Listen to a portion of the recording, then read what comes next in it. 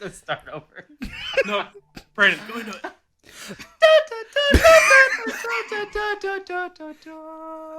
Ba ba ba ba ba.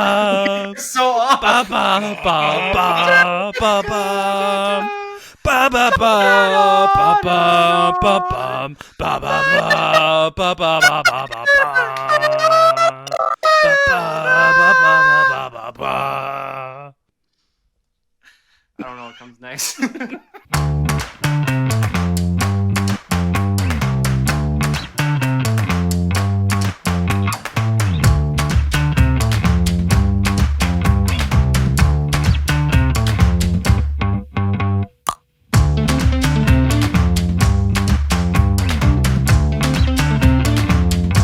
I don't know what you're talking about. That was Test Flight from from the movie How to Train Your Dragon, in case you didn't know. But you should know, because one of the best movie instrumental tracks of all time. Can I say that? Would you say that, Bryn? Why did we Animated. do it? Why did we do it? We did it for two reasons, Travis. Oh, yeah? One, because it's the triumphant return of Du Bois. Welcome back is probably what you're saying to us, because you haven't seen us in several hot minutes. We've been Probably on... should have sang "The Boys Are Back in Town." We still can. The boys are back in town, boys! That's all I know. The Boys are back in town. That's actually all I know about that. That's all I know. Yeah. Too. I don't think I know it. Guess who just got back today? The boys.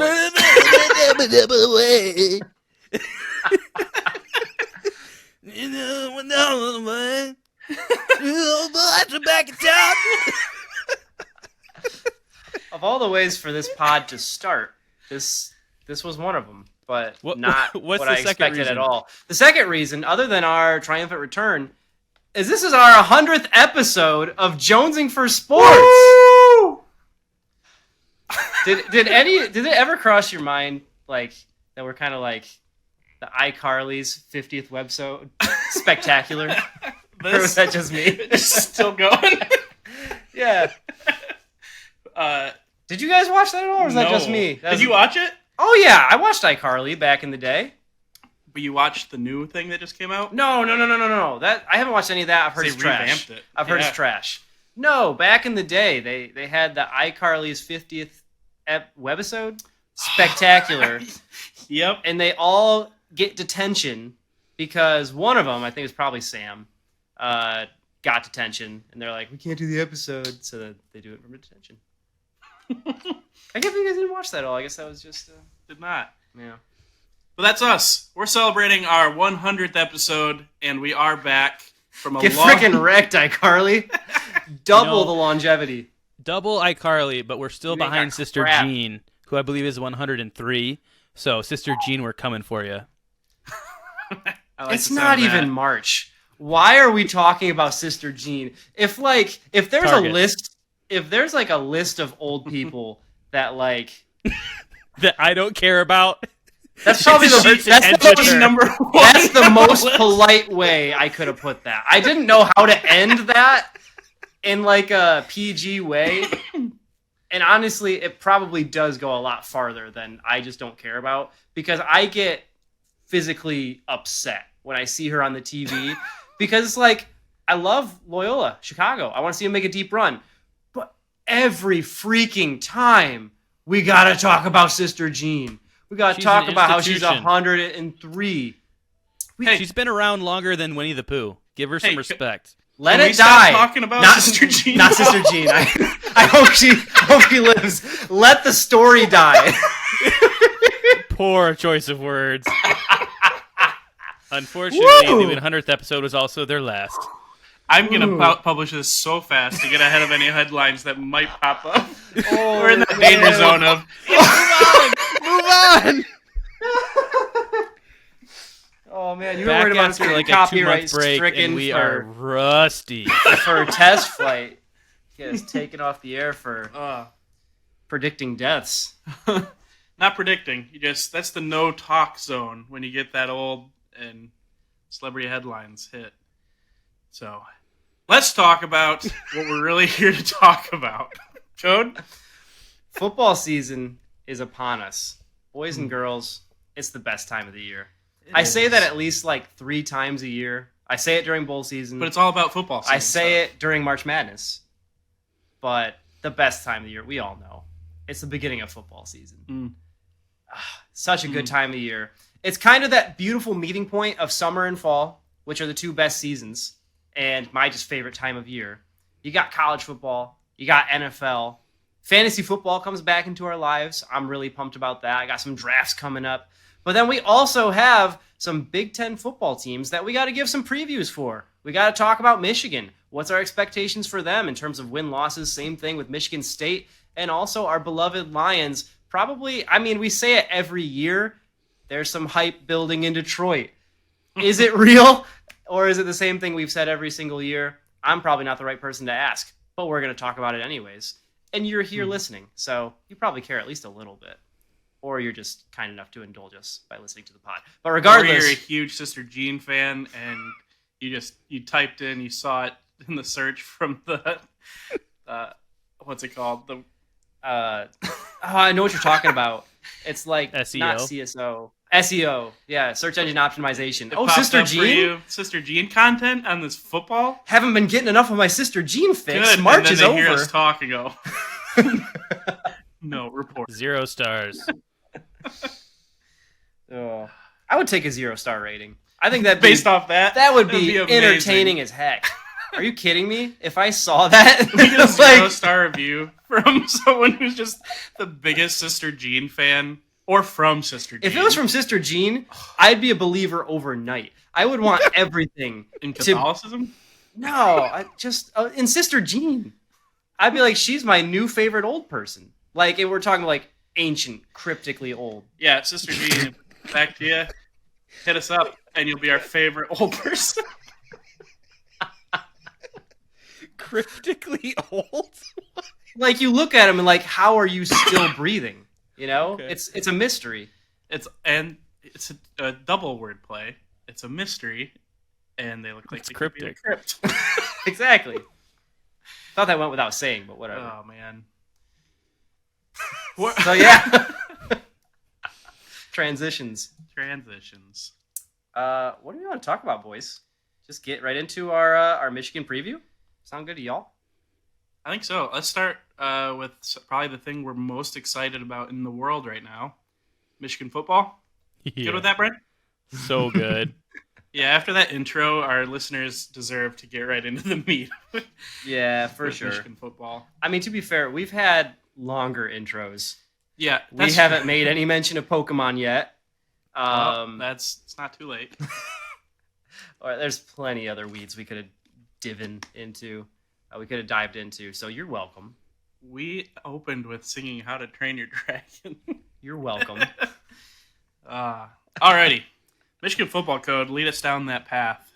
Yeah. So, if you go back just a few years, let's say like 2020, Michigan football comes off the worst season in recent memory. Jim Harbaugh's seat is red hot, and everybody's thinking, what's the future of this program? 2 years later, Michigan is back-to-back Big Ten champs and looking like they have the possibility to go on a three-peat. Just look at us. Who would have thought? That's an exciting time to be a Michigan Wolverine. So, pat ourselves on the back for the hard work we put in, but also just enjoy it, appreciate it. We are in special grounds here. But man, what do you guys think are the chances of us pulling off the three-peat, and maybe even merge that just with that next point of what are our biggest risks to jeopardizing those chances of getting the three-peat, repeating as Big Ten champs? Well, as Brandon and Tool Time Thomas said in the last Football Frenemies episode, a good episode, by the way, Brand. I enjoyed that one. You guys said, talking about Georgia. And shout out to Football Frenemies also just for keeping things going and delivering some great content during a drier period of, the sports world when we weren't meeting regularly. You guys were putting out some great stuff. I think Brandon said it on the pod. It is so hard to three-peat. We used to say it in high school basketball when we'd have to meet a team 3 times in a season. And it usually was in the case of they beat us twice. Like, it's really hard to beat a team 3 times. Well, it's really hard to three-peat.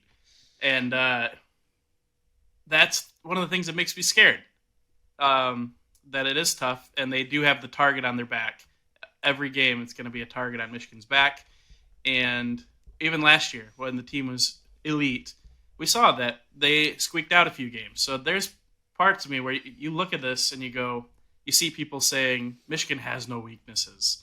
This team is strong. And I go, I agree, but that also makes me scared because I like having that little bit of a chip. And Michigan's had that chip for the last few years. Even last year, when they were reigning Big Ten champs, there was still that chip.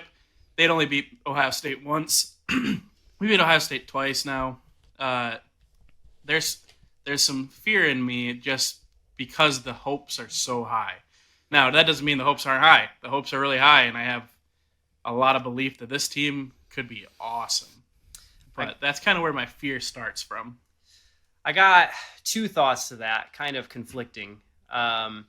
So one is that you say that we don't really have any weaknesses.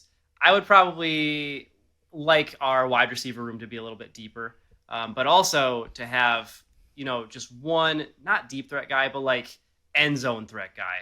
That guy that like you're throwing a fade to, 90% of the time, and there's just nothing the defense can do about it. Having that on your team, that's huge. And that's something that we just don't have. And so really excited just to see this supposedly more balanced offense, see us go to the air a little bit, lean on the arm of JJ, but I would like to see him have a little bit more strength in the tools at his disposal. And that just sounds super spoiled because this Michigan team is loaded. But if you're going to point at one thing, I would say the wide receiver room. But the other thing that you mentioned, you like to see Michigan have a little bit of a chip on their shoulder, have something to prove. At this point in the year, I am almost, actually not even close to almost. That is a just idiotic statement. I'm not thankful for the loss to TCU. It keeps me up at night some nights. But I think they still have a massive chip on their shoulders because of that game. Worst This loss is a team, in CFP history. Absolutely. And, the Georgia TCU game wasn't great. But if you're talking TCU about... made the championship. And, you also look at the Ohio State-Georgia game, talk about gut-wrenching as well. That's a crazy playoff. That's a crazy playoff when you think about it. But they still have something to prove. Forever they were told, you can't beat Ohio State.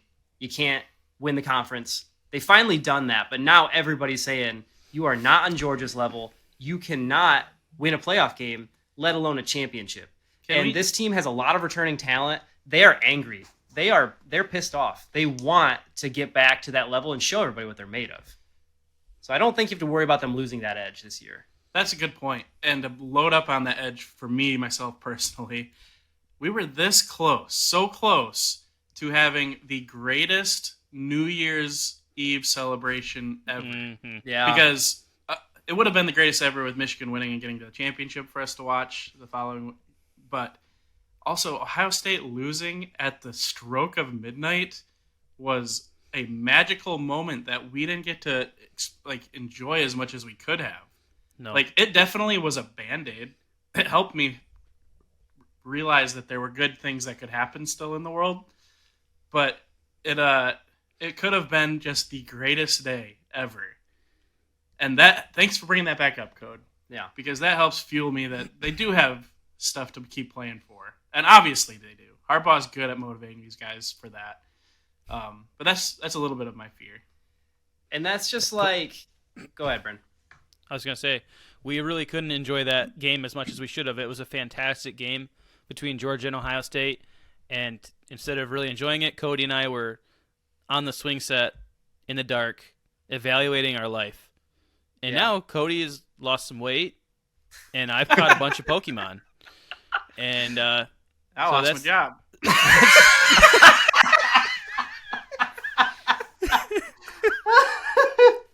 Thanks a lot, TCU.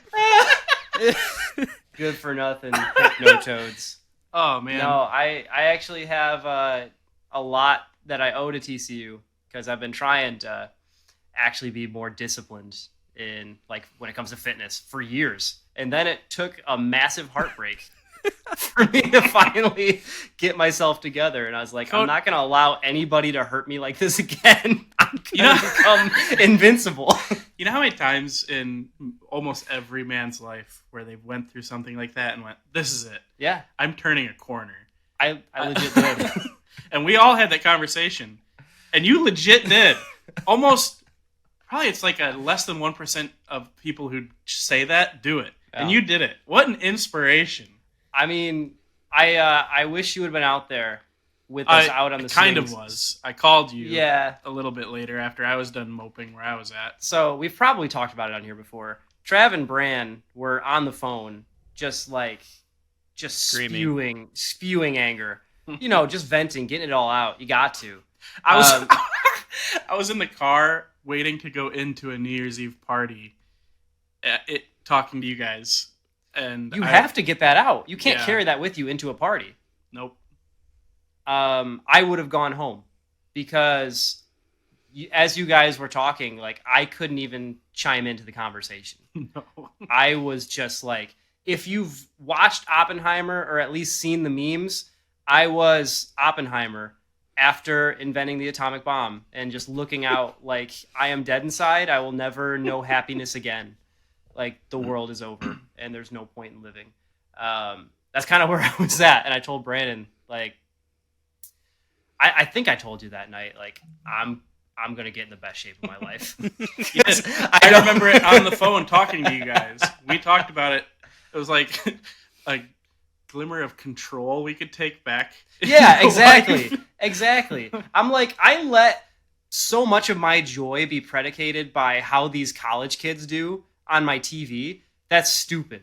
Like, I need to take control back of that somehow. And, you know, just, yeah, I still need to start putting on, like, actual muscle. It was like step one was just lose weight. So 2024, watch out.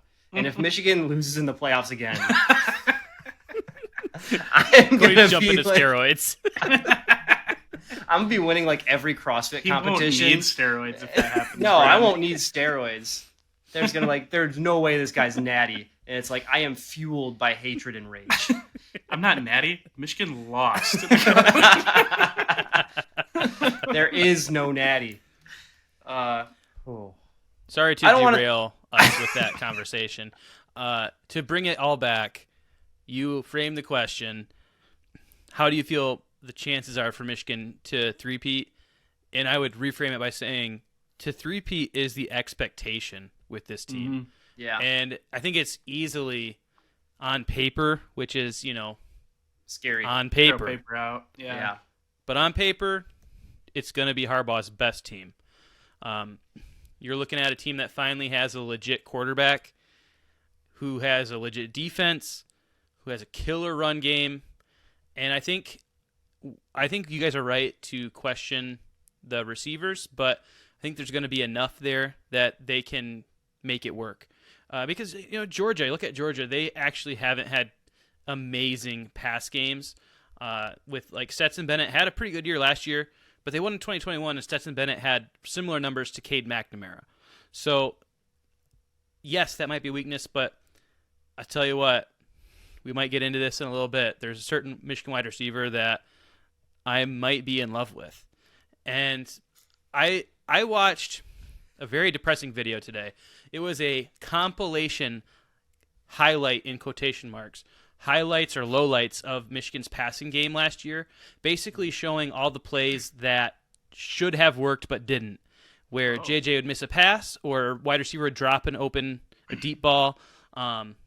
There was a lot of stuff that makes me go, holy cow, our wide receivers were so bad. There's one wide receiver that did not show up except for one time in all of the lowlights. I'll talk about him later because I love him like a son. He is my son. I'll give you some hope in a little bit. But this team is going to be a wagon. And that's why before this pod hit record, I'm pushing you guys to go to East Carolina because I've got to see them. These guys are machines. They are going to be a buzzsaw that other teams are going to get decapitated by. And I cannot wait to watch every single game this year. Just telling you how it is. I am as high on Michigan as I've ever been. And you guys know I'm the resident pessimist. I'm your Eeyore. I will tell you how bad teams are. This team is not bad, and they're going to kill people. And it's up to the coaches. You know, what are they going to do? Are they going to let JJ cook? Because you got to cook in the playoffs because he wasn't ready. He threw 2 picks, basically lost the game. So it's up to the coaches how they're going to run it. We'll see. Harbaugh's not even going to coach the first 3 games, so who knows? That said, I still have Harbaugh as my X factor to this whole thing because you mentioned Georgia. I think the biggest difference between Michigan and Georgia isn't just physicality, but it's just that Georgia is willing to bury opponents, whereas Michigan will wear them down. And, you know, last year it worked all the way up until the playoff. But there are, year after year under Harbaugh's tenure, so many games against kind of middling Big Ten opponents that are way closer than they should be. And so that's kind of what I think scares me about this idea of a Michigan team going perfect in the regular season is maybe dropping a close game against a team they have no business being that close to. I mean, honestly, think Maryland just last year at the very beginning of the season. No business, like almost losing that game. And so if Harbaugh will open up the book, let JJ throw, keep his foot on the gas, and keep burning that play action, use the play action. It works. There's a reason it's been around since forever. You know, if we actually do that, then I think this 12 wins should be the expectation. And I want to ask you guys, if the line, I know it's 10.5, if the line was bumped up to 11.5 and you got to put $1,000 on it, are you taking the over or the under? Oh, You have to 11.5. You have to. Under. Because I think 11-1 is a very realistic endpoint, but I think 11-1 feels to me like the floor. I can't see them losing to both Penn State and Ohio State. I think they at least get one of them. I wouldn't know necessarily which one. But at the same time, in the Big Ten, 11. even that's the beautiful thing about college football. I've been watching a lot of classic college football games lately. I watched Michigan versus Florida. I think it was Outback Bowl when they played against Tim Tebow. You can have a great team that just loses sometimes. And that's the beauty of college football, that it just happens. But it's also one of the things that scares me about it. So with your 11.5, I think I would take the under just because of the uncertainty of college football. Sure. But one of the uncertainties that I would take that with as well is if we had Jake Moody this year, I think I might take the over on that 11.5 because that not guarantees, but gives more certainty at the end of the games. And the kicking team is one of the X factors for me. With special teams, it's just a little unproven. I mean, we got transfer in, and we got guys who can boot it, but it's just unproven, and that kind of scares me a little bit. Not a little bit, a lot, because come down to it, field goal to win it in the Big House or just anywhere in the Big Ten, if you need that, it was really nice to know you had Big Booty Moody who could knock it in for you. And we don't have that this year. Yeah. 49ers do, and he just hit a game winner in preseason already. Did you call him Money Moody or Big Booty Moody? I believe I used both terms. Okay. No, that's a fair assessment. I think I'm still putting my money in on the over, and I think 11-1 has got to be the floor. Let's go. So this is kind of the Brandon opposite. loves it. This is the opposite of Cody in years past. Cody in years past has always been very reserved because he does not want to get his heart broken, and he knows that the ceiling is there, but he doesn't want to be the guy that says, "Okay, I think we're going undefeated," and then all of a sudden we get squashed by one or two teams. I hate being in that place, and so I just always wanted to be cautiously optimistic. But the only two teams that I see us having really significant issues with, if we are able to actually truly have a balanced offense, those two teams are obviously Penn State and Ohio State. If our offense does what it needs to, I take the over 100%. Because like when we get to these points in the season when we're doing a matchup preview against Michigan and Penn State, Michigan and Ohio State, I'm going to go Michigan quarterback, better. Michigan running backs, better. Here's the Michigan thing. line, better. Defense, better. Happy Valley, hardest place to play. Exactly. Hardest place to play. It's no joke. I'm not trying to overlook that in the slightest, but if there's a team that's built to survive in a hostile environment, it's Michigan. We look at tickets for that yet? We have not. It's not a night game, which I think I don't care. I wanted to go to a night whiteout, but Let's we go. still Let's can. do both. we'll talk about that later. All right. Yes, that is on my list. At least one point in my life, I need to experience that atmosphere, but particularly the whiteout atmosphere. I'll just say this. Penn State talked a real big talk last year, and we showed up and laid the smackdown on them. They're looking to be an improved squad this year. At least that's what I'm told. I don't care. I still think Michigan gets that win. And then we got Ohio State at home. And so that game, you still can't overlook that game. Obviously, it's Ohio State, and that is going to be a fantastic matchup. But I think we have all the momentum right now. And so if I have to pick between the two teams, I'm picking Michigan. Yeah. Yep. I have just one stupid thing to say. Jaron, I'm going to hit the mark clip right now, just so it tells me, so we can come back to this and I can post it just for you. I know that Michigan's offense can be pretty dull sometimes in the past. And like when we played Washington that one time, it was just, they ran it like the whole game. This year, two of the best players on the team are All-American caliber running backs.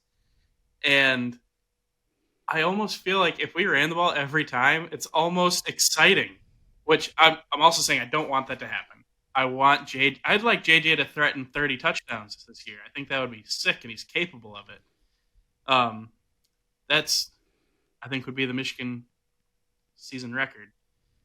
Wouldn't it be like 20? Some 20s. It's something not high. 25. That's what I'd like to see, but at the same time, like, if we're shoving it down someone's throat with Blake Corum and Edwards, and they're just trouncing them down the field, that's going to be really exciting to watch too. And Blake Corum has a chance to be a Heisman candidate. He could have been last year without an injury, and we know what he can do. Donovan Edwards, we saw what he can do when he was hurting, and he's one of the most explosive backs. And just to see what they can do out of the backfield, I'm having this discussion, and you know how much I like a balanced playbook with this Michigan team. And that makes me a little worried that the coaches are going to see that too and be like, oh, we can just pound it on anybody the old Michigan way and win. I hope they've learned from the playoff stuff as well. But there's that part of me that I'm going to enjoy watching that as well. So the run game doesn't have to be boring, because if I actually really enjoy a well-executed run, but the run it up the middle multiple times, like you have Blake Corum and Donovan Edwards have elite quickness and speed, so have some outside runs, run a counter play, I like jet sweeps quite a bit. We saw the Roman Wilson jet sweep helicopter touchdown against TCU. But to maybe help some of your anxiety there, multiple times Harbaugh has declared that J.J. McCarthy is a generational quarterback. Generational quarterbacks are not meant to just hand the ball off. I think they want to unleash him a little bit more this year, and it's going to be up to him. Like I said, that video that I watched today, that was the lowlights of the passing game. JJ missed a lot of passes last year. He's got a lot of ways to develop. I think a big part of that will be fixed with a full offseason of work. Last year he didn't get that with his shoulder issue, and just another year of experience. So if they give him more reins, it's up to him to execute. And if he does, I think they're going to keep piling on. So a balanced offense will be good for both the passing and the rushing, because I don't want Blake Corum to get run down. I don't want Donovan Edwards to tear another patellar tendon or break a hand. Keep your guys fresh and step on the throat. Well, if we're putting any stock in the praise that Harbaugh gives his players, we also have apparently Cooper Kupp in our receiving core that has still yet to be unleashed because we are not giving him any receptions. Don't talk down about the Banshee, Peyton O'Leary.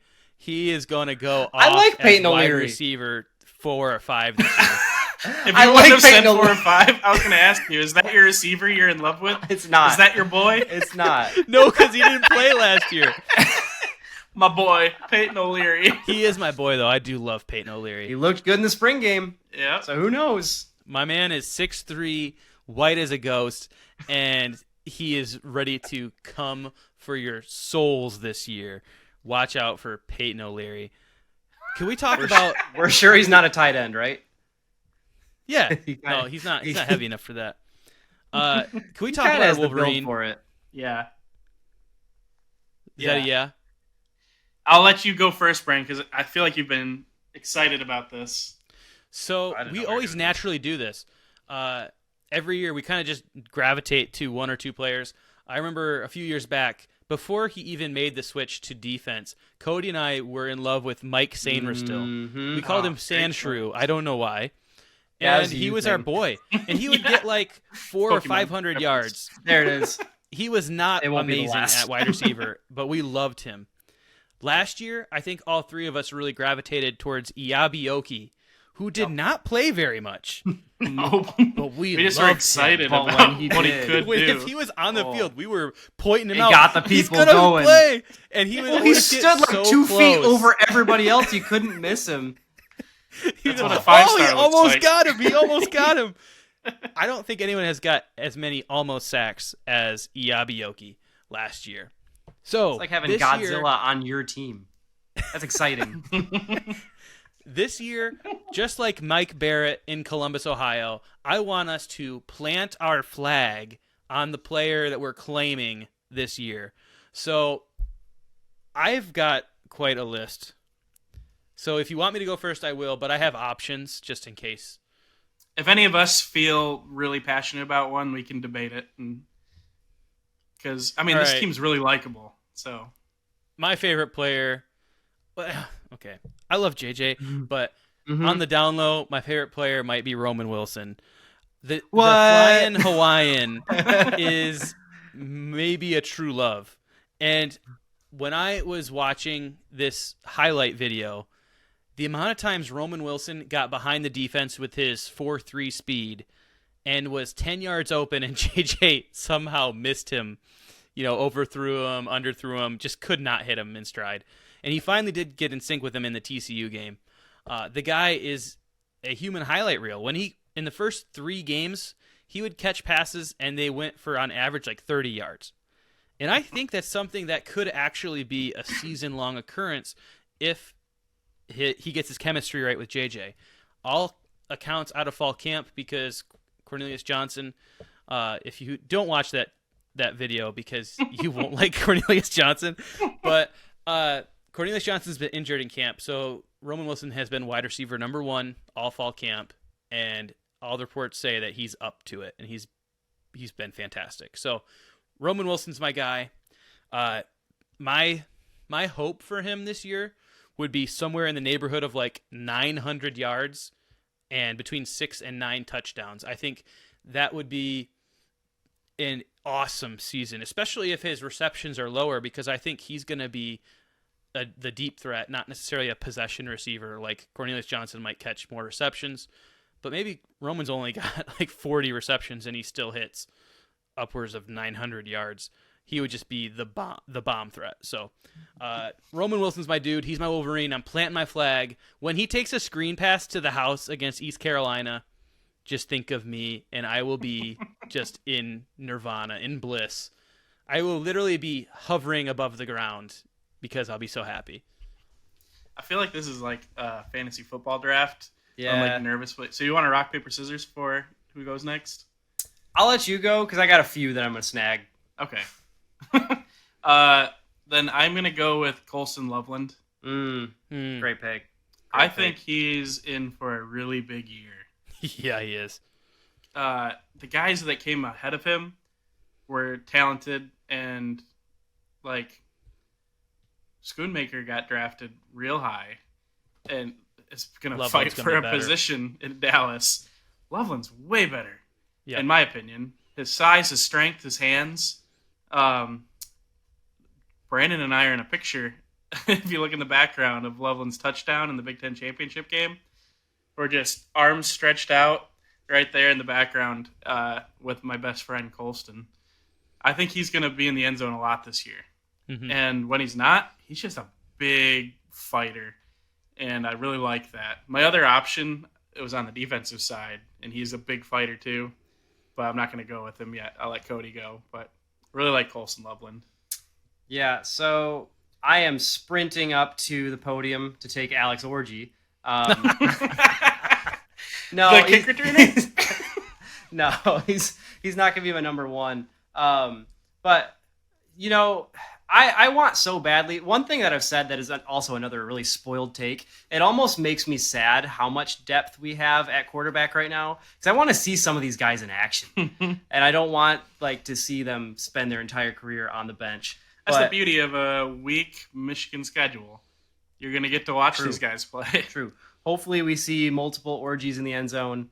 Mm-hmm. And Orgies, his player comp for me in college has got to be Joe Milton, and Joe Milton's NFL comp is Anthony Richardson. So basically, Alex Orgy is going to be an NFL starter one day. Book it. But you just watch that dude, and he's a specimen. He is just a freak He's a athlete. specimen. He can chuck the ball a mile. But when we watched him in the spring game, I've said it before, he looked looks good. like his touch has improved he leaps looked and bounds. legit. He looks like he's ready to lead a D1 team as the starting quarterback. And so I'm excited to see him. Obviously, probably won't Your see boy, I wasn't joking about kick returning. him. Yeah. They literally said he's been practicing with the kick returning unit. Could you imagine trying to tackle him with a full head of steam? That'd be terrifying. Terrifying. That's There Can will you be imagine multiple being- injuries from that. Oh, that yeah. athletic Oh, that yeah. you're a backup quarterback, and they're like, we just got to get you on the field. So let's think about having you return kicks. Ugh. Bonkers. Good pick, Code. That's a fun one. Yeah, well, it's not my real one because I can't believe Brandon gave up Sandshrew. He's off my list. He's mine. He's my number one. He was my number one last year. You already mentioned it. I think I he had mean- the play of the year last Oh, year. for sure. Yeah. Defending that pass in the end zone against Ohio State, helping secure the dub. That dude is just the definition of work hard, don't quit. And I love him for it. And Sandshrew is just a heck of a nickname, even if it's just something we call him. and it We doesn't gotta really that make sense. Catch on. This is also one of the beautiful things about this team is none of us picked JJ, Blake Corum, Donovan Edwards. I love And them all. it's not because Oh, we don't love them. I think we're sharing them. They're Yeah. they're everyone's Wolverine. That was kind of just Exactly. like an unspoken rule. Like Yeah. we understood. Our Wolverine. That's right. My defensive guy that I really liked, and I don't know if we're doing offense defense, but he's just second on my list. Braden McGregor. Oh.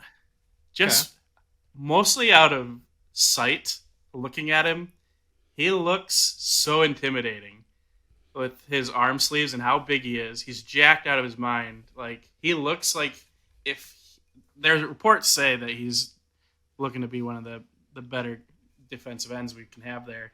I'm excited to see if he is. It's all hype right now, but I just like looking at the guy because he's so intimidating.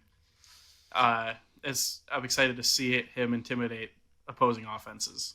I'm surprised you didn't say Trav, and maybe he's on your list anyways, but Benjamin Hall being the one that Trav Yeah. did the dirty work. He scouted him out. He knew this guy was going to be special. Benjamin Hall should be my number season one. hasn't But even started yet, but he's going to be special. I'm fully aboard the bandwagon. if you guys let me put him as my Wolverine next year, I will. I think that's only fair that you could have early claims to that. But he's still like, I love Benjamin Hall. I think he was only a 3-star, but he's jacked out of his mind. He has tree trunk legs, and he looked really good in the spring game. He looks so and good. he's going to get a lot of reps this year. And if he doesn't take over the big boy reps from what's his face, Blake or Donovan? the Mullings. linebacker Oh, Mullins. that's what you're talking about, Mullings. He should. I'll be sad because Mullins all but lost that job to me last year. Your McGregor pick is going to be, I think, a huge kind of like boomer bust. Not that he would bust, but I think the edge position is going to be one of the biggest factors in Michigan's success this year. If they're just pretty good, then they might kind of have a ceiling as maybe a playoff participant. And if they are elite, then watch out. We could be talking about a national title. So, yeah, if McGregor hits, it's going to be massive. I mean, we've seen what it means for a team to have a Ojabo, to have a Hutchinson, or even, back further, Kwity Paye. So, yeah, love that pick. I'm curious if he even, kind of takes the majority of snaps there, because Derek Moore behind him is getting a lot of hype too. I think those two guys are going to be pretty massive this year. Looking forward to it. Yeah. What are you looking at? There's a weird pulsing Do you light see on this? Trav's handle there. We don't know what it is because it doesn't appear when we actually look at it. I can't Oh, see anything, but I think it's just You guys- it's literally the record blinking red light. Oh you guys are a Just bunch saying of we're dunces. recording. It looks like a floating orb. no, it seriously does. It's trippy. It's just reflecting in the window behind you. No, it's literally just what we see when recording. It's the blinking record red circle. Oh, okay. We're just Well, like- idiots. Yeah, I guess there's But- no there's no saving it. Let's move on. It does look like there's something like maybe in Trav's yard or something, but yeah, it's weird looking. One of the I got to shout out one more Yeah, player. go for it. My boy Rod Moore. Some in the community refer to him as God Moore. Some of you might be fellow Godmore disciples. Blessings. I think he will be one of the best safeties in the country this year. I think his pro comp that is very accurate is actually Brian Branch, who is with the Lions, who is making some huge plays in the preseason and in training camp. So for Rod Moore to have that comp, to be a guy that's going to come down, lay the lumber, but also get some nice interceptions. I love watching the way he plays. He's incredibly smart and sees the field better than almost anybody. So I love Rod Moore, and I'm excited to watch him this year. One of the storylines I think is going to be interesting this year is the linebackers and who gets minutes. If you follow any of the transfer hype, like Ernest Hausman, he's always like number 5. He's in the top 5 of the best transfers of the offseason. And I don't think he's going to – he's fighting for starting time or even time.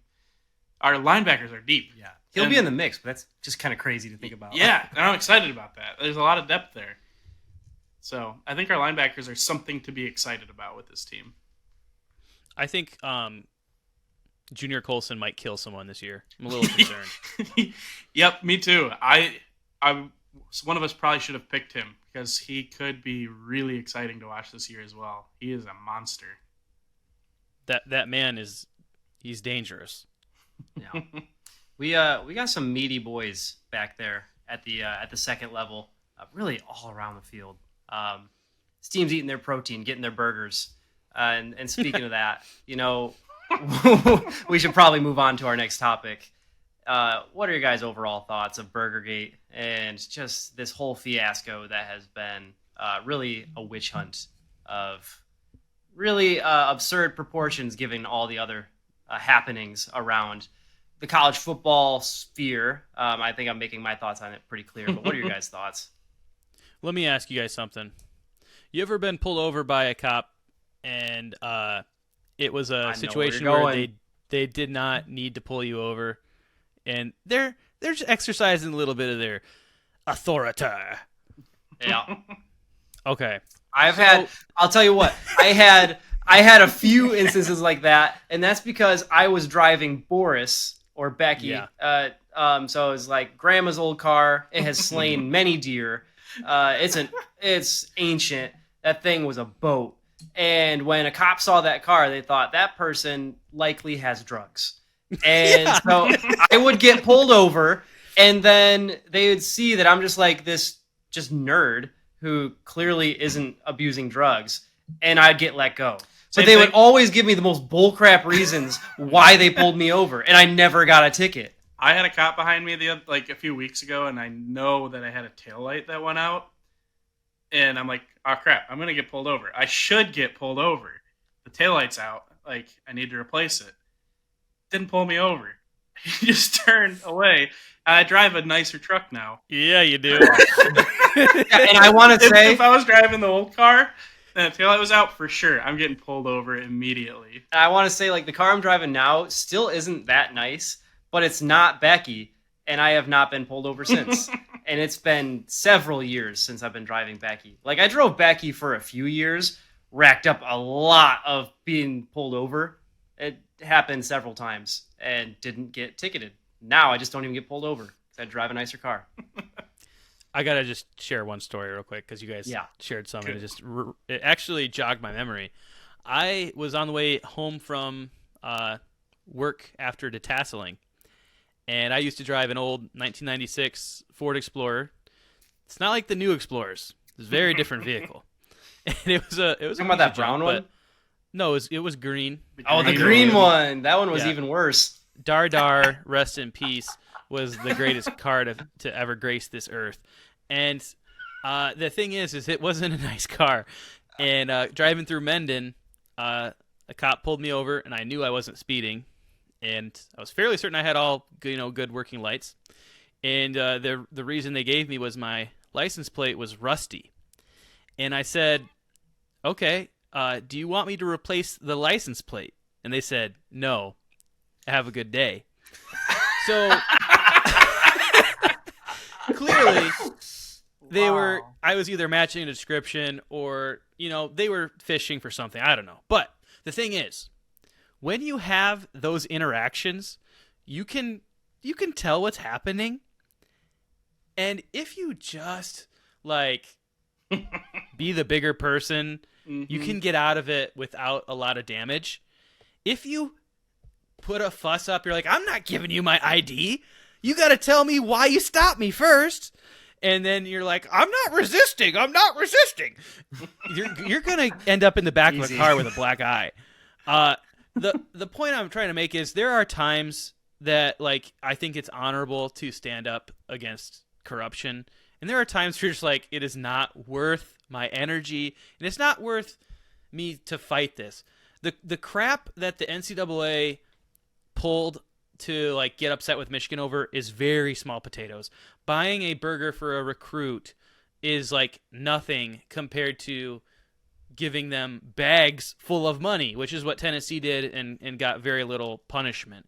They had coaches that were meeting with players over Zoom calls during a presumed dead period, which is what Sharon Moore and Grant Newsom are going to miss a game for. These are level 2 violations, which are generally very small, and generally they're not even going to miss a game. But Harbaugh wouldn't admit to nothing. They showed him a receipt, and he said, I don't remember. I mean, the guy just could not. He could not just say, you got me, I'm sorry, I was speeding, I'll try to be smarter. That's all you got to do, man. I understand your principles. But now we have a 3-game suspension this year, and you're going to get suspended next year too, and you're probably going to miss the Texas game now. I mean, this is so frustrating that now this has to hang over multiple seasons. I'm so sick of it. The NCAA is a joke, but when people are emotionally immature, you have to know how to handle them and be the adult in the room, even though the person with the authority should be also the adult. I'm just so frustrated. I wish it would just go away, and I wish Harbaugh would handle it better. I'm very curious, this 3-game suspension, is this something that Harbaugh agreed to? Because he just said at Big Ten Media Days he has nothing to be afraid of, or ashamed of, and he feels very strongly he wish he could tell all the details because he feels like he didn't do anything wrong. And if he's agreeing to a 3-game suspension, they're literally admitting guilt. So I don't know what's going on. I think it's stupid. It might be a plea deal, though, because in the world of law and punishment, you don't necessarily have to do anything. Yeah, but it might be in hopes of getting less. Playing the long game. Maybe and that's what it seemed like they were trying to do with the 4-game deal with the NCAA. Well, yeah, but the NCAA was the one who rejected the 4-game deal. And I don't know. It feels like this is just something to try and put a Band-Aid on next year. They're because 3 games is nothing this year. Look at the 3 teams we're playing. Yeah. and you get you're right back in for the Big Ten schedule. It's nothing. So as far as it does something, it at least says, hey, we did something, but it does nothing. And so I don't care about this 3-game. I think it was probably smart to do something just to try and get ahead of it, because literally it's but like I a plea think deal you have to me. lost the ability to defend yourself in a way because you're admitting guilt. They I don't legitimately said we are owning up to the mistakes that our athletic department made in a statement that Ward Manuel put out. That might not was it Harbaugh's words though? Well, that's what I'm saying. Is this thing is this is getting a little tricky because I don't think Harbaugh would have said something like that. No, this because sounds he's like been the bigger very picture. adamant that they didn't have. Sounds any like the bigger issues. picture people said, "Hey, we need to do this. I know you don't want to, but it's just 3 games, buddy." I don't think he was going to be able to defend himself anyways. I think that the NCAA is hell-bent on making an example of Jim Harbaugh in Michigan. And, you look at just the complete and utter, chaotic shift of the college football landscape with all this conference realignment and, turning a blind eye to schools paying players. To make such an issue out of this, I don't think they're going to really care whether or not Michigan tries to defend themselves or they don't. They're going to punish them if they want to punish them, because you don't dare question the NCAA's authority. And I'm just going to go out and say there's a part of me that loves this, because I hate the NCAA. Yeah. I hate the NCAA. I love that Jim Harbaugh is, he's standing his ground and saying, I don't have to admit anything. I didn't do crap. I'm not going to comply. There's a part of me that loves it, but also, Michigan has had a fishy past year, and bad. This is a almost like a turning point where people are actually kind of getting behind Michigan and being like, no, screw the NCAA. NCAA sucks. Burgergate is the greatest name for it. Oh, love it. It's that awesome. They can all get around this ridiculousness of a burger. And I know the NCAA says this is ridiculous that it's not just about a burger. Yes, it's about Harbaugh being a doofus about not talking about the burger stuff and push-ups on a Zoom call and whatnot. But it's about a burger as well. And that just gives it so much identity. I get what you're saying. It's kind of fun there, It's too. such small potatoes, but it's happening at such an opportune time with so much change happening, and the NCAA doesn't care. They don't care about anything else that's happening, and people are looking at that and saying, you know what, that's not right. This governing authority is washed, and we can do better. I don't know what the end product of that could ever be, but if that resulted in the downfall of the NCAA, then I would be here for it. And I would get my college football game much quicker. I think you're also looking at the potential for Harbaugh to say, I am not dealing with this. Yep, that scares me. As Cody opened a long time ago, and we probably need to get through this, Cody said something to the effect of, or maybe Travis said, in 2020, we were really dooming and glooming, and now we're back-to-back Big Ten champs, which in my lifetime of being a fan, before I really was a fan, Michigan they won a national championship, and they were winning Big Ten titles, but when I started to actually pay attention is when the curse came upon us, and we started to suck. And so for me, this is the highlight of Michigan football that we are in right now. And I'm not convinced that continues without Jim Harbaugh. I think he's an excellent college football coach. Mm-hmm. So I don't want this to be something that he's like, okay, well, this sucks, and I just had my best team ever. I'm going to go coach the Raiders because the Raiders are going to be looking for a coach. And they like Jim Harbaugh. So ideally, I would hope that whatever's being done is maybe encouraging Harbaugh to want to stay longer. I don't know. This whole thing is just so stupid. I hate it. I agree. I think we pretty much gave our predictions for Michigan, kind of, without really saying. We guessed on 11.5. So you guys are saying 11-1. Yeah, which is fine. I'm not saying 11-1. Which is fine. You were can be asking, haters. You were asking in the context of betting $1,000 on it. Yeah, that's an odds tells type me of issue. that you're fake fans. Yeah, that's an odds issue. I actually do like them. I actually predicted them to go undefeated when I guest appeared on the Casual Big Ten podcast, which is not something that I would usually do. I almost always pick a pretty pessimistic number for Michigan. I usually embrace the Iowa mentality, but this year I'm higher on Michigan than I've ever been. So 12-0 I like, but it's so hard. It's so hard to go 12-0, and I think that this is the best Penn State team that we'll probably have to face, other than the Saquon Barkley year. And Ohio State's, they're good. They're not maybe like a Urban Meyer type team.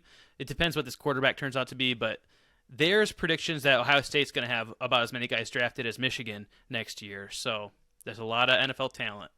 Yep. I'm going to go 12-0 as well. But I think Michigan prepares. They got Ohio State at the Big House. Penn State at Happy Valley's really scary.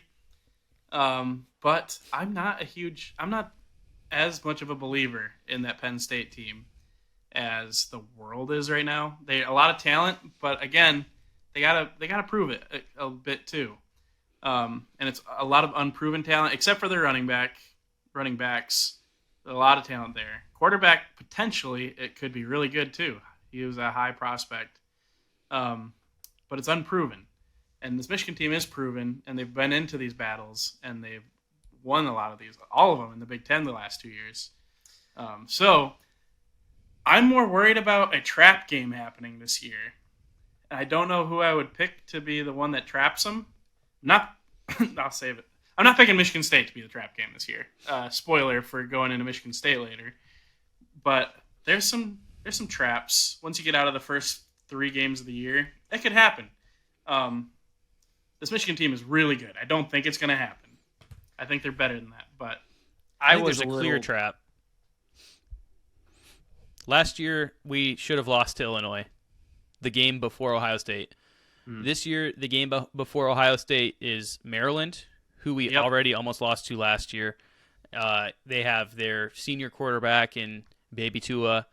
And not only is it before Ohio State, but it's the game after Penn State. Who is unpredictable as all get out, by the way. Yeah, but he's also still one of the best quarterbacks in the Big Ten. So I meant that in a dangerous way. But yeah, he can go off for 400 yards. I wasn't saying we don't have to worry about Baby Tua. I was like, he could have a horrible night, or he could go off for 400 yards. Like, you don't know what you're going to get. Yeah. Yep, that game really scares me. Where is that game? At Maryland, I believe. Oh, because last year's was in the Big House. I may be trying to go to that game. Interesting. Going all the way to College So Park. you're going to go to 2 Penn State games, a Maryland game, and are we still on for Nebraska? I'm not going to Penn State's night game when they're not playing and Minneapolis. No, but I do want to go to Minneapolis. Hannah has an uncle and aunt that live in Maryland, that went to Maryland, that are season ticket holders to Maryland football games. And when I saw them last, they invited us over to go to a Michigan-Maryland game. Might need to do that. That would be sick. I'm not going to do it if they lose to Penn State. I'll just be crying instead. I got to pull up the schedule again. All right. Anything else on Michigan? We had a few other things, but we went pretty long on that. And anything else? It's a long season. We can still talk about it in the coming weeks. It is just week 0. So we're going to pod next week, hopefully, and still get more talk about Michigan State. Anything else you want to talk about? No, I just wanted to claim my Wolverines. I got Roman Wilson and Rod Moore, so you guys already lost that. That's a pretty I don't know about that. I'm so happy. I think I should have taken Roman Wilson just to spite you. I knew it was coming. Oh, I did. Just as soon as you said, let's pick our Wolverines. Roman Wilson. My son. We both should have. No, my boy. I love you, Cal. Let's go ahead. Let's go ahead and move on. I love you, Daddy. Shrek 4, I think. One of them. Either are. All right. MSU. Let's move on to Michigan State. Preview their season. The outlook looks quite a bit different than what we just talked about. They're going through just different things. But again, it's the start of the college football. Upgrade at quarterback. All right, that's the first thing. We have that on our list. Let's jump right into it. Peyton Thorne just named starting quarterback at Auburn. Gonna cook. Actually, if you take a look at Auburn's schedule, they are going to get roasted just week after week. I think It's a I tough want schedule. Peyton Thorne to thrive at Auburn. Oh yeah, I'll be cheering for him. Yep, 100%. hard. I will as well. I think that one, it'd be hilarious, but two, it's a Big Ten guy going to the SEC. A Big Ten guy who struggled this year. If he can do well in the SEC, that's just kind Teach of a them our knife ways. in the side. I also was a Peyton Thorne believer after his first year at MSU. I saw the cannon. I thought he had like a lot of potential, and then he really kind of fell off. And so I want to be able to put that more on MSU, just really struggling as a program, than him, especially because he was cast aside. They don't want Peyton Thorne. And he was cast aside for someone who is he him? Noah Kim? Noah Is- him. Is it Noah him? He's going to have the opportunity. Dope name. Noah Kim is a really cool quarterback name. Oh yeah, Until he sucks. Has he been named starter? I don't think so. I don't think so either. he's gotta be. He's gonna be though. Yeah, if he's really him, he's got to start, right? Cody and I were doing some research together before we potted tonight on Michigan State. They lost a lot too. I think Michigan State is going to be somewhat improved defensively. Offensively, I worry because their skill positions are rough. I mean, you lose Keon Coleman, which is just an absolute blow. That's a liver shot right there. And obviously, Jaden Reed goes in the NFL draft to the Green Bay Packers. That's two awesome wide receivers, and they're not being replaced with guys that I think are of that same caliber. No. And then obviously you're changing quarterbacks. Running back, you've been kind of in a downturn ever since Kenny Walker decided to float through East Lansing. I mean, that guy was unbelievable. So He's a myth. the guy, I don't know. I feel like he might have descended from heaven for a year and then just ascended back after a year. He was unbelievable. Now floating around in Seattle. It's hard to replace that kind of production. So offensively, I think they struggle. Defensively, I like their defensive line quite a bit. And if you have a good defensive line, you can hang in the Big Ten. I think they're returning a lot of talent there.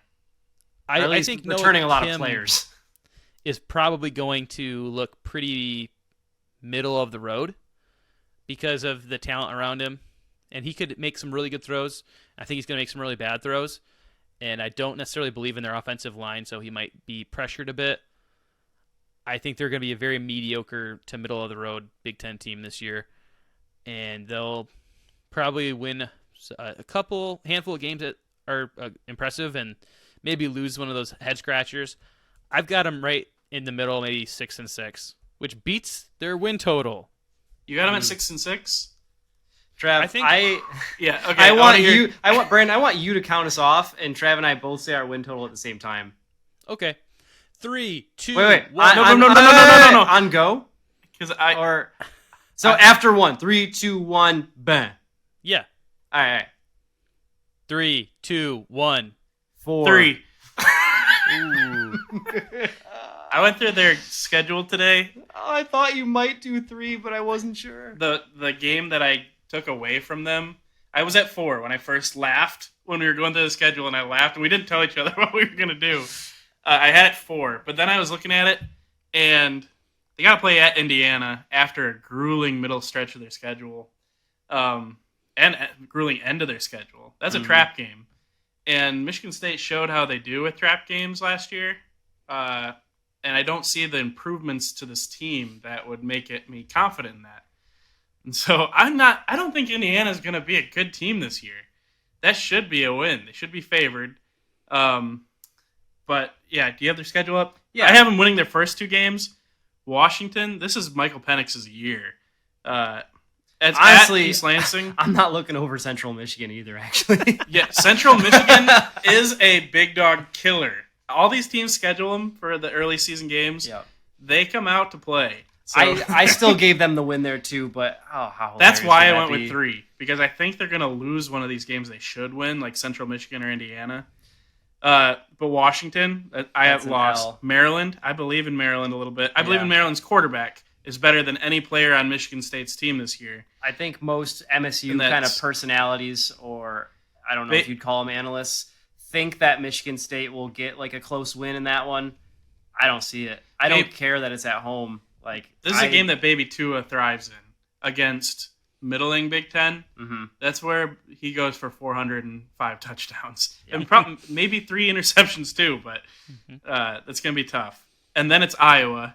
I don't see Michigan State getting past that at one. Kinnick, yeah, That's tough. Rutgers, dub. that should be a dub. But still, Rutgers, You never know. You never they know. steal a They- couple at they least. always steal something. Worst Big Ten team ever, but they always steal something. But I'm giving it to Michigan State. Yeah.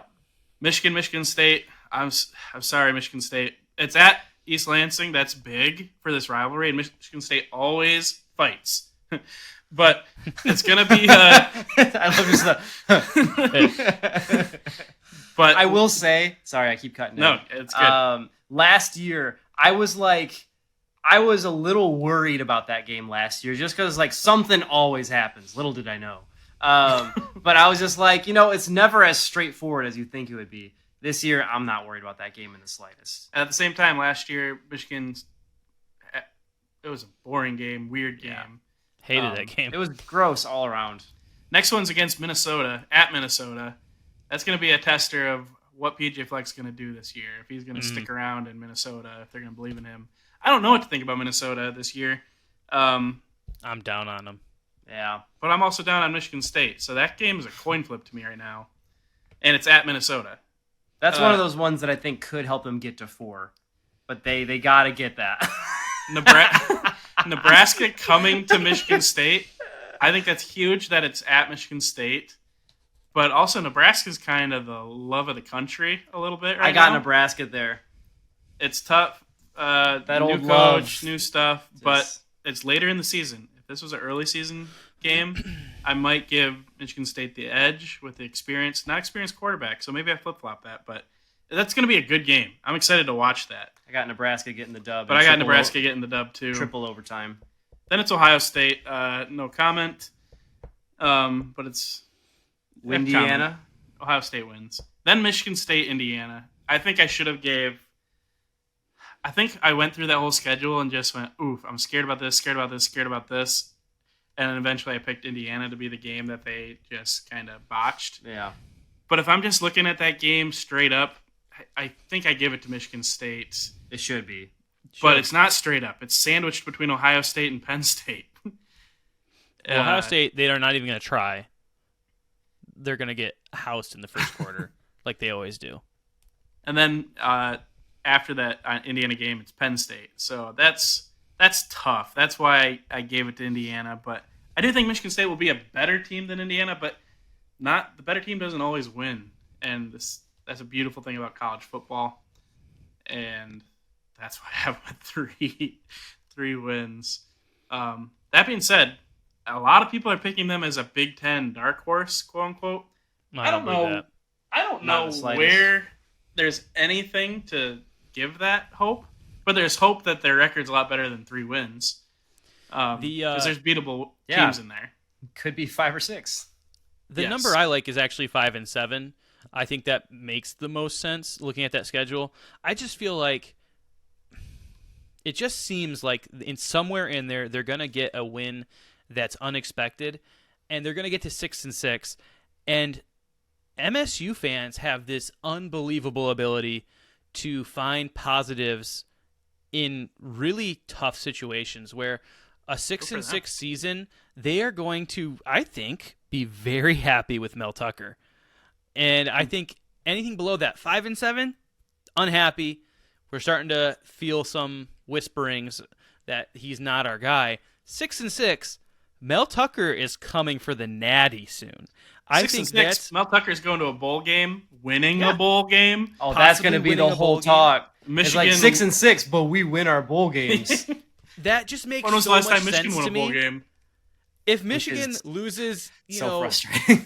loses a bowl I hate game, losing bowl games. in the national title, and It's a good chirp. and Michigan State wins their last game of the year, it's going to be a thing. And I think genuinely Michigan State fans will find joy in their winning season and their bowl game. So I think it's just that's how the universe works. So in my existence, that Michigan State fans, they're due to have that little joy that will fuel them all off season. So that's why I believe 5-7 is the mathematic right answer. But the karmic right answer, or like the energies right answer, is 6-6 because that means MSU is back. I'm also not trying to trash on them with my prediction. I put a lot of value on what is coming back. And if you got like a huge, awesome prospect that's going to come in and change your team, great. They had a good recruiting class. I mean, it was 4th in the Big Ten, 24th nationally. That's okay. But I think it's actually solid. oh yeah, yes, sorry, real solid. I think that is solid as well, and that is an X factor. But again, those are high schoolers. We've seen like that it's a tough transition for most, and it's an unproven quarterback position with a lot of lost talent on the offense. I just have a hard time. The Big Ten is good this year. Even these middling teams like Maryland has a quarterback who's proven. I give a lot of power to that, and so it's tough. I don't want to crap on them, but if Michigan's roster looked like this, and it looked like this from what we saw last year, and I didn't see the nuggets of hope, there are nuggets, but I would predict the same way Michigan wise. So that's just where the cookie crumbled for me. So, taking the average of our 3 predictions, Michigan State ends up with 4.3 wins. I'm going to round that down to 4. Actually, you should round it up to 4.5 because that is the Vegas line. Wow, look at us. So well-rounded. I'm rounding it down to 4. If Mel Tucker only manages I'm rolling down. Well, here's the thing. If he only manages 4 wins, how hot is his seat? Let's do a comparison game with it. I would love to. Let us do how hot is his seat compared to a character of some sort, like a flame or a fire character. Fire character. Yeah.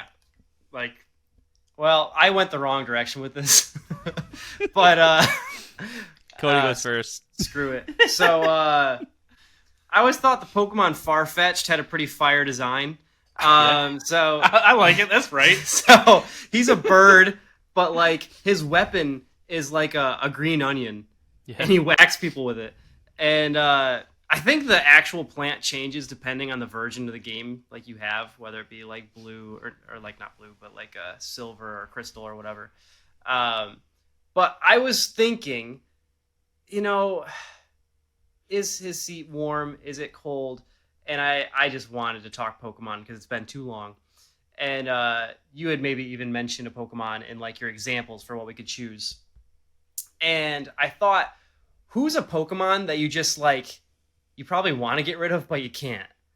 And I thought, well, the perfect example of that would be your HM slave. And Farfetch'd is a Pokemon who can use and cut, he can fly, and he just looks cool. And, you got him on the team, you're kind of endeared to him a little bit. But, like, then you look at his base stats, he's pretty weak. He's not actually really good for much of anything. He has a decent attack. Most other flying types are going to be a lot stronger than Farfetch'd. And, that reminds me a lot of Mel Tucker because, recent success has been lacking, especially when you look at his position group, the secondary, calling himself a horse poop football coach. But you've invested so much in Mel Tucker. You've paid him so much. You actually can't afford to get rid of him.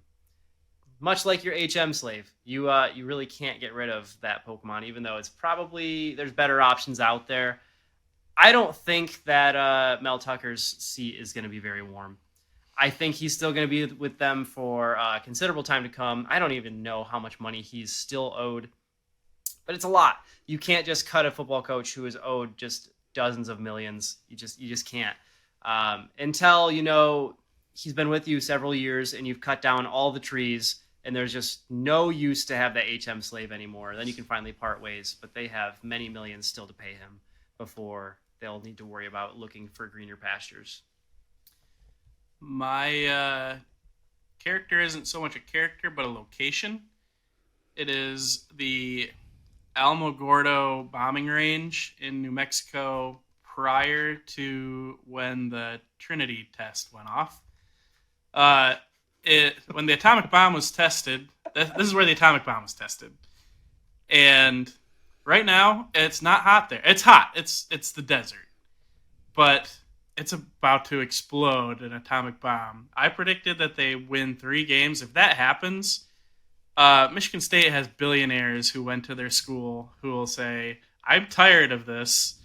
He can go smoke cigars by himself with his puppies, and they'll pay his salary and get rid of him.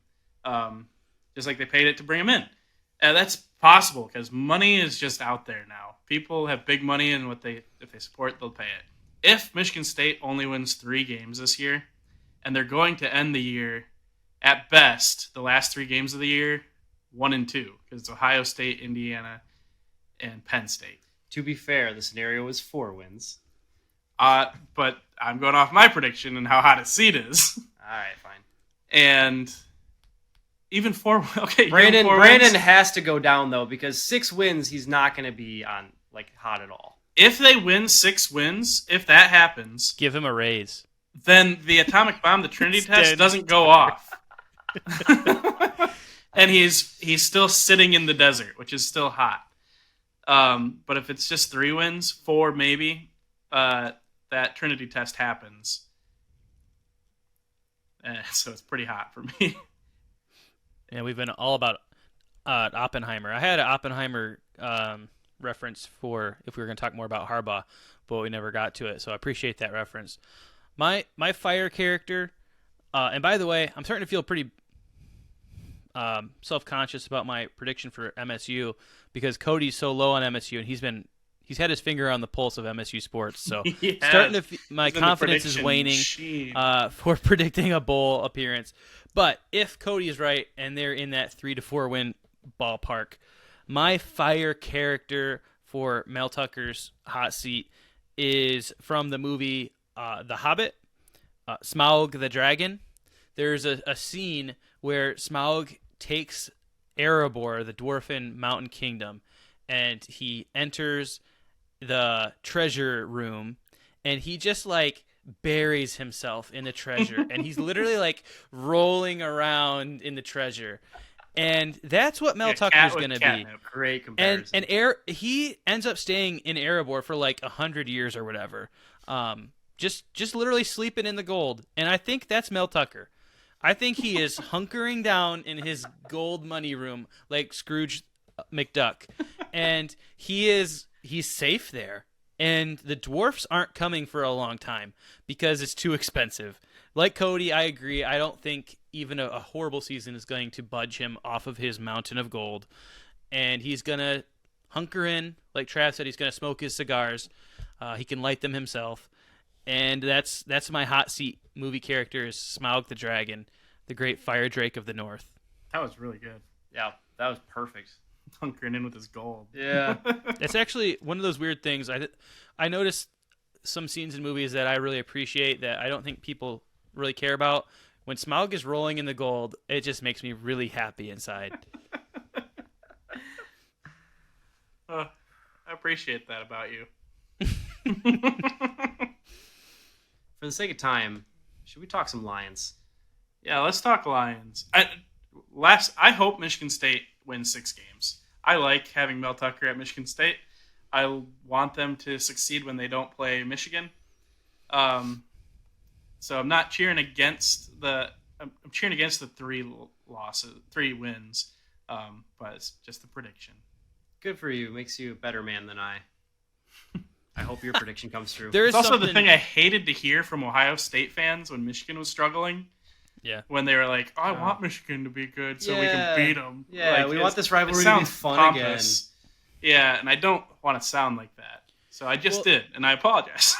There is something to I'll be said. make Like up for it. a I hate fan to lose. base, I hope they lose every game. if they're at 3, if they're at 3-9, the fan base checks out, right? So no Yeah. one's going to Yep. engage in any trash talk. There's really not any of that rivalry banter going on. Where if you're at Yeah. 6-6, they're going to be engaged still, and you can have a conversation with that MSU fan without them being like, "I just don't care about football," into the deep of November and maybe December. So there's something to be said for just middling success is fine if they have that. One last bummer thing about the schedule for Michigan and Michigan State. So maybe this is a perfect transition because both of them. There's no Halloween hate week this year. The Michigan State-Michigan game happens earlier in October this year, which is fine. I just really enjoyed Halloween hate week. That was just always really fun to kind of dig into. And then it really exploded. So probably for the better. That's true. that Like might the be- atomic bomb. Are you Exactly, giving us exactly. Cillian Murphy eyes? Yeah, that was my Brandon- 1,000-yard stare that I Brandon's can't pull gonna- off. Brandon's going to be in the sequel. I love it. Development of the hydrogen bomb. All right, Code. That's my favorite character. Why did his face look like it was melting off the whole movie? That man was made of claymation. I'm it was sure. foreshadowing, Trav. He might be on That's something. That's what happens. I need to Let's look talk up a about the picture. Lions. Nobody knows what we're talking about. Yeah. Are these the highest hopes we've ever had for the Lions? Yes. Yes. And if these are the highest hopes ever, what is our expectation? What's our prediction? What are we hoping to see from them this year? Is it a playoff win? Is it a run? Playoff appearance? Where does that put us? I think minimum win the North.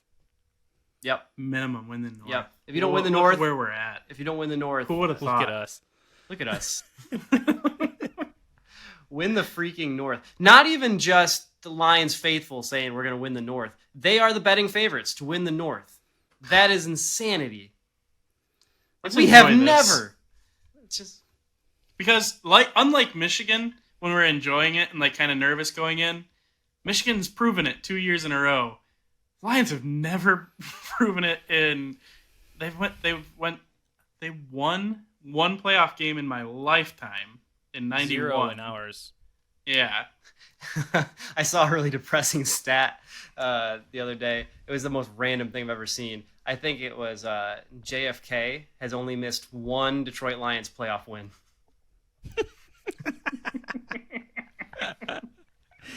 I was like, that's the most random thing ever, but it's so sad. Yikes. So, So I think if or we even win the playoff North, appearance, I'm not sure. that is a benchmark that has never been reached. So that by itself elevates, I think, the franchise. And then at that point, you're talking about just, I think, contending in the playoffs. I think if you win one playoff game, that's massive. I mean, because I've never experienced it. Travis hasn't experienced it when he was able to understand what consciousness was. So for us to experience that he for the hadn't come first online time, yet. nope. I wouldn't know what to do with myself. I really think I might kind of have a panic attack a little bit. Like, is this supposed to happen? Like, we're allowed to go this far? And then you might start to dream about NFC Championship, Super Bowl, all that stuff becomes in the realm of possibility. And I'm already kind of getting an elevated heart rate just talking about it.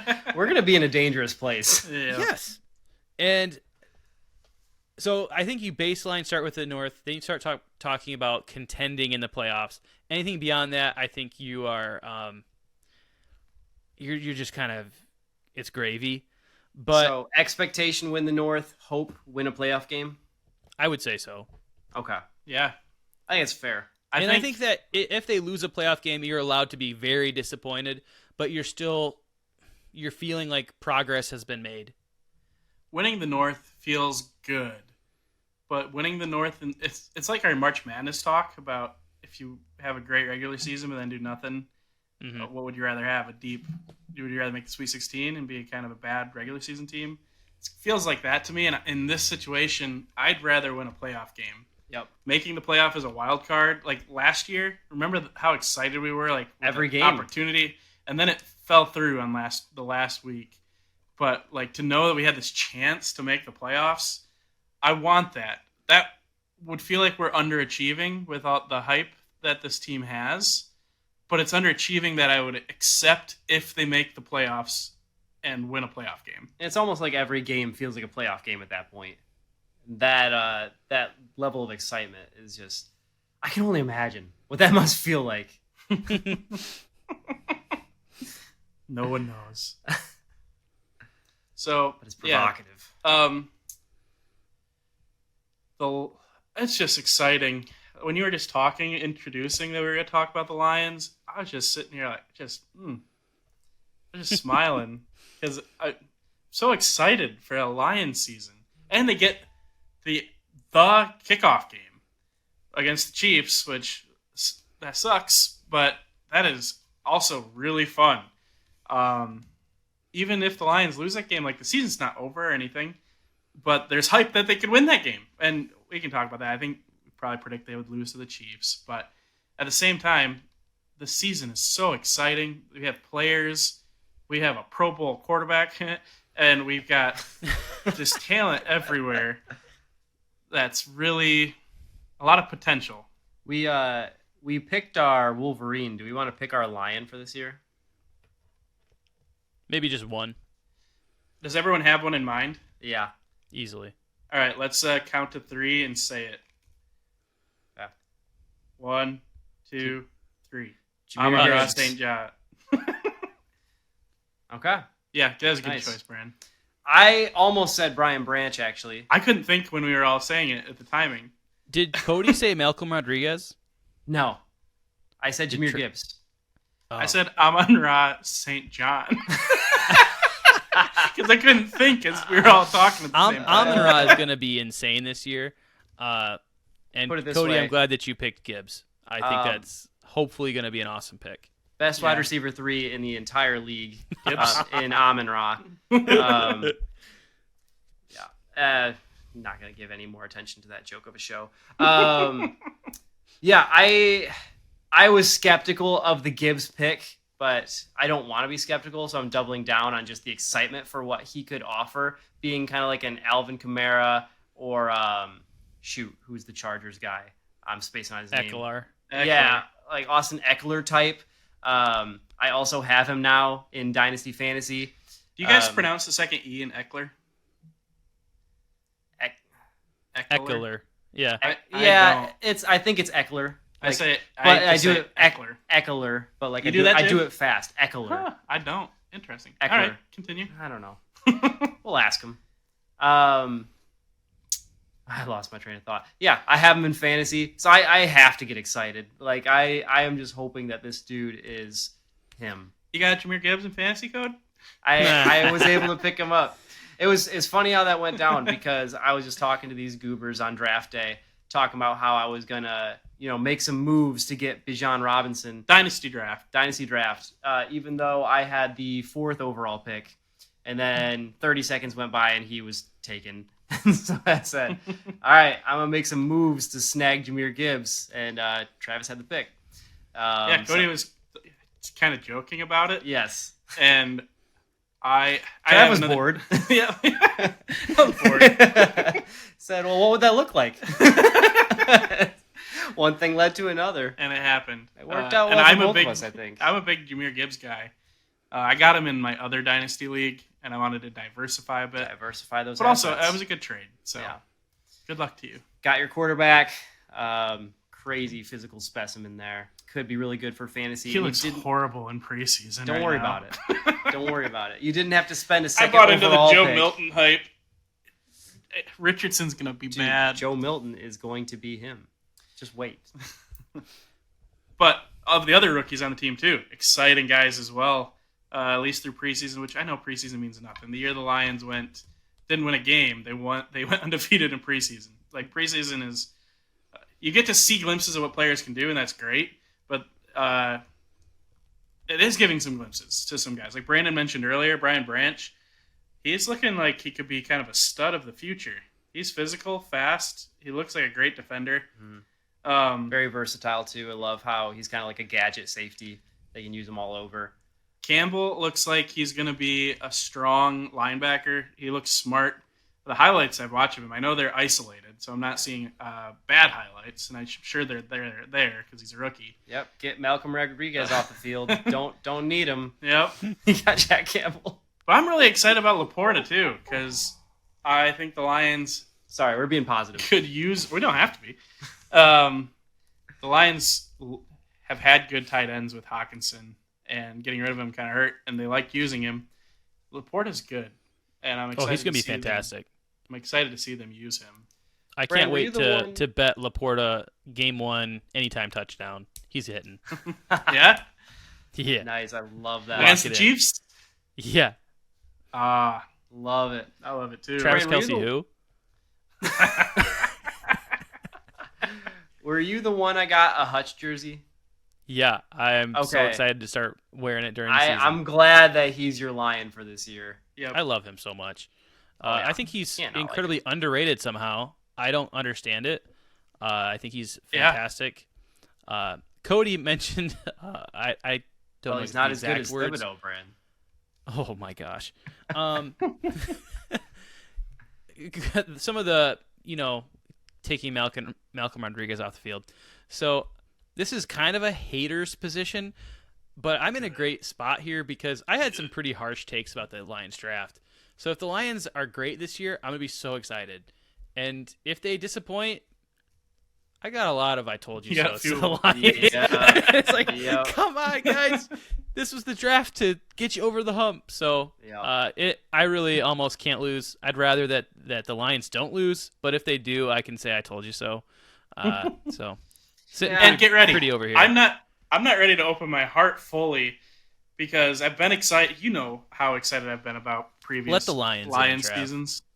I have in the past, and they've broken my heart. And you guys told me how stupid it was to believe in them. And who's This is telling you different. you're stupid now?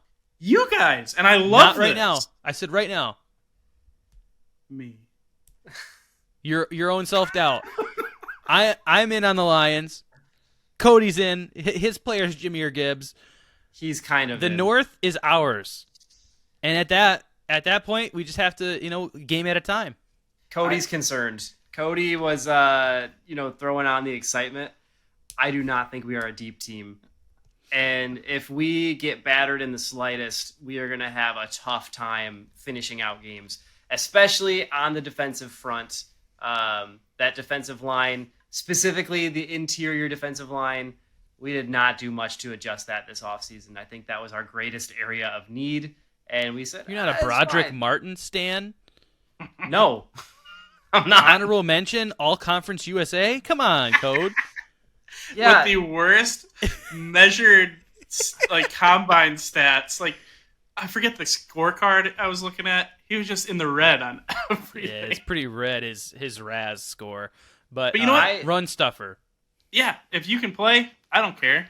That's why we got Brian Branch to drop to where we got him. I'll never have as much insights as those guys do making those decisions. I'll never claim to. You might. But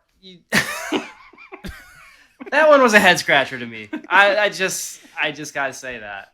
We traded up several spots to get him too, and it seemed like A lot. everybody else in the entire league was pretty content to pass on him up to that point. And there were some very, very talented interior defensive linemen that we had a chance to grab. Felt we didn't need to. So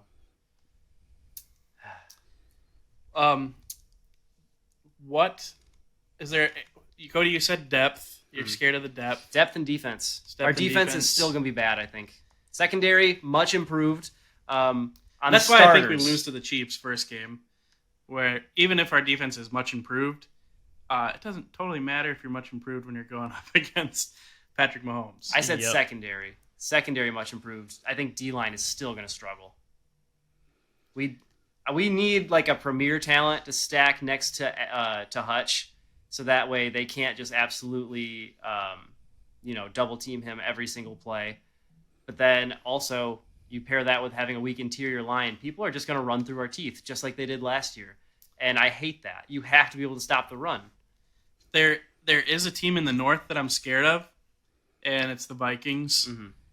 Mhm. Should it even be? I think so. Not because I don't think the Lions can't beat them. They for sure can. But the Vikings have a lot of talent, especially offensively. I think Kirk Cousins is a little bit underrated, and the Lions-Vikings is probably not going to be a primetime game. And if it's not primetime, Kirk Cousins is elite. But you know what? It could be a primetime game because I think both teams are going to have a good year and it's going to have a lot of value towards the playoff picture. That might be a primetime game. And if it is, put $1,000 on the Lions. But they scare me a little bit. But also, the Vikings are a team that is potentially in the market for Jonathan Taylor. What? That's For real? The Colts just opened up they gave him permission to seek a trade, and they're at least a team listed. That's all hearsay, so it doesn't matter.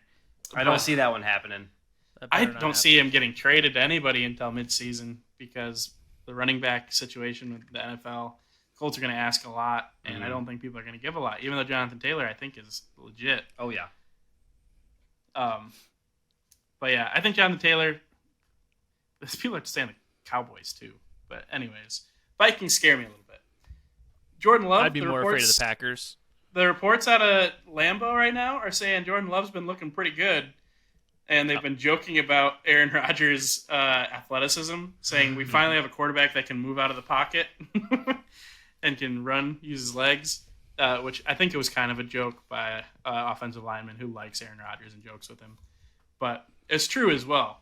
And the Packers have a track record of flipping the guy who takes over for a Hall of Famer into a Hall of Famer. So Jordan Love has had ages to be nurtured under a very good quarterback. I've been watching Hard Knocks with the Jets, and Aaron Rodgers, whatever you think of him, he's a really good quarterback. Yep. So I hope Jordan Love sucks because I don't want that happening to Green Bay again. And it'd be nice if they suck for the Lions, but I don't see it. Then I guess I'm just kind of going through the NFC North real quick. Justin Fields he's not here. He's not him. He is in fantasy. Yeah, but this isn't fantasy. I drafted Anthony Richardson, and I think he's going to suck before fantasy because he can use his legs. That doesn't win you games all the time. He ran really well against the Lions, and they lost last year. So Justin Fields has got to prove that he can throw the ball in the NFL. I think he is potentially going to be a good quarterback, but he's got to prove it, and I feel like people are treating him like he's made it already because he can run for 1,000 yards. Well, that's great. You're a running back.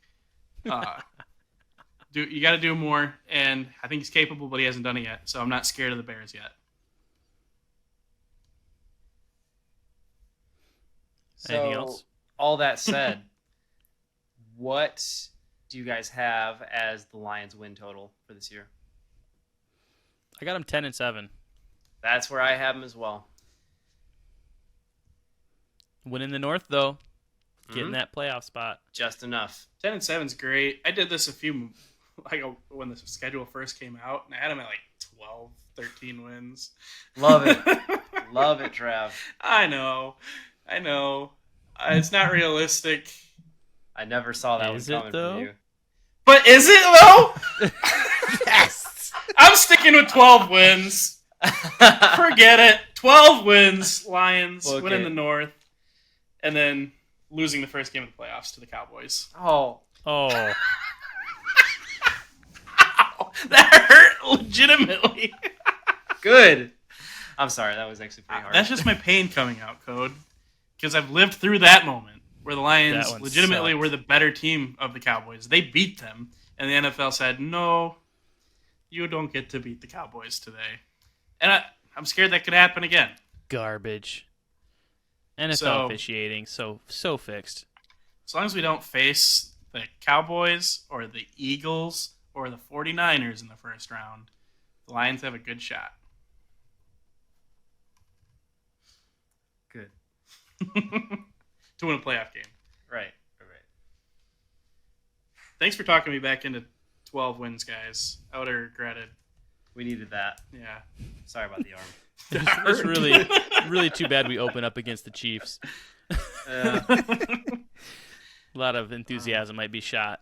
week 1. Ask the Goff question. I hate this I question. know. But if Goff gets a playoff win, is he a better Lion than Matt Stafford? Yes. I say no, but I say no as well. I'm open to it. I think Stafford's elite. Goff, I don't think is an elite quarterback, but he's very good. Better than most give him credit for. Stafford never won a playoff game. But Stafford never Stafford had won a team. Super Bowl. Stafford had He talent. proved once and for all that it wasn't him and that he is him. All he needed was the right supporting cast. You put Stafford, like prime Stafford, on this Lions team. Oh, You guys also have never bet that a Stafford-led Lions team would have a winning season, I don't think. no, never. Never. That's a fantastic point. That's a fantastic point. But I still give Stafford the nod. If Goff wins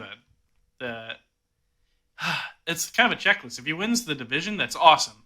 That gets him up. If he wins a playoff game, awesome as well. But to every other team, it's a playoff game, whatever. Whoop-de-doo. And that'll be a whoop-de-doo to us in the future as this team continues to grow. If he wins the NFC, he's the best Lions quarterback. It's similar though to like the JJ versus Cade conversation we had a while back. You know, Cade won the Big Ten, and we're like, look at that. Yep. You can't dispute that. But then you look at JJ, and you're like, well, look at all the talent that he brings to the equation, and also how good was this Michigan football team? Yeah. And now we're really blessed in that, you know, JJ has a fantastic unit he's rolling out with, but that wasn't the case with Matt Stafford. He didn't have that luxury. I mean, Stafford had some luxuries, but I could think it of wasn't one particularly. It takes a team. I've been thinking nice about this a luxury, lot yeah. lately with like how valuable the quarterback position is, especially in college football, because there's a lot of teams coming up with new quarterbacks. And like, how valuable is that when your team is really good? I think it's still really valuable, but if your team is really good, you're still going to win a lot and could win everything. So yeah, it's interesting.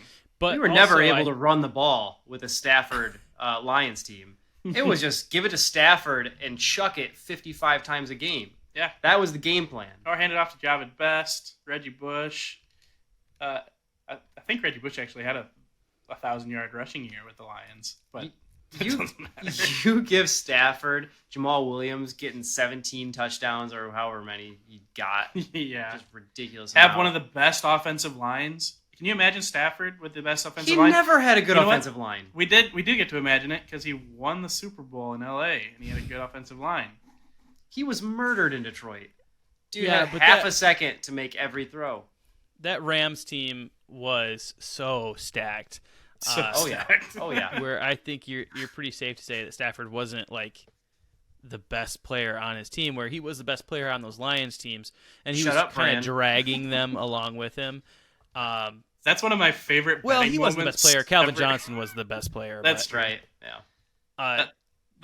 The Stafford Super Bowl is one of my favorite betting moments from us because when the Rams won, Brandon just looked at us with a smirk because it was close. Like it came down to the wire, and then when they won, Brandon was just like. I forgot about that. That was Because he won good bet. hilarious. Yeah, I didn't really share any details with us, but That was Well, funny. if you wager Substantial too much investment. money, it's a good idea to maybe keep that under wraps in case things go south. that was a tight matchup. It was. There was just no way with that Bengals offensive line. They can't block Aaron Donald all game, and they couldn't. They almost blocked him just enough. I know. But for real though, if Jared Goff is able to win a playoff game, honestly, I think Matt Stafford's the better quarterback. But to me, that makes Goff instantly the Lions GOAT, because winning a playoff game, to me, this is where we are as Lions fans. It feels like the Holy Grail. Like, is it real? Maybe. I want it.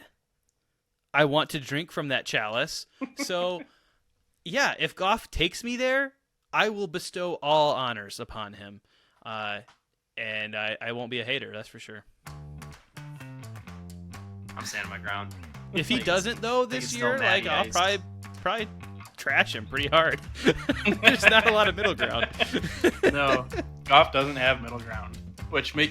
there's a lot riding on the season. There's no middle ground, which is exciting and scary place to live. But I'm loving it. Sure. Well, I think that about does it for Football our... season is here. Football is back. Week 0 this weekend.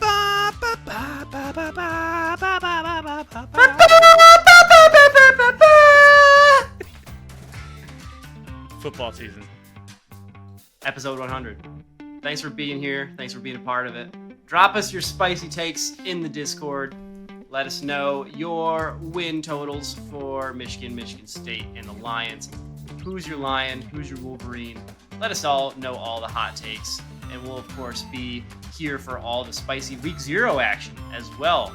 College football is upon us. NFL is soon approaching. Oh, it's so good to be back. Oh, Thank you for being a part of this with us. You guys have a fantastic night or morning or whenever you're listening. Keep it classy. Oh! You cutting that out, right? I don't know.